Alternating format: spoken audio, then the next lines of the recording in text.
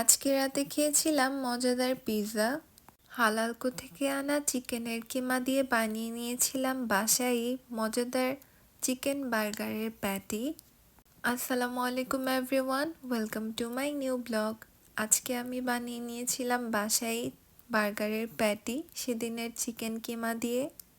তারপর চলে যাই ফুড স্টারে, সেখান থেকে আমি পাকা কলা কিনে নিয়েছিলাম বাসার জন্য। দেন আবার চলে যাই আমরা বিজেতে আমরা এবার নিউ ইয়োগার্ট ট্রাই করব।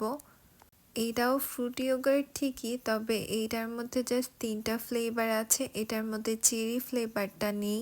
এটার মধ্যে ছিল পিচ, স্ট্রবেরি আর ভ্যানিলা। দেন একটা ক্যাশুজ নিয়ে নিয়েছি। ক্যাশুজগুলো বিভিন্ন পোলাও বা বিরিয়ানিতে দিলে অনেক সুন্দর ফ্লেভার আসে। তারপর চলে যাই মিল্ক কিনতে, তবে আমরা রেগুলার যেই মিল্কটা খেয়ে থাকি সেটা আজ পাইনি, তাই যেটা পেয়েছি সেটাই নিয়ে নিয়েছিলাম। তারপর আমার হাজব্যান্ড হালাল দোকান থেকে পিৎজা নিয়ে আসে আমাদের জন্য। যেহেতু হালাল দোকান না হলে চিজটা হালাল পাওয়া যাবে না, তাই পিৎজা কিনতে গেলেও আমাদের হালাল দোকান খুঁজে নিতে হয়। তারপর ডিনারে সবাই গরম গরম মজাদার পিৎজা খেয়েছিলাম সেদিন।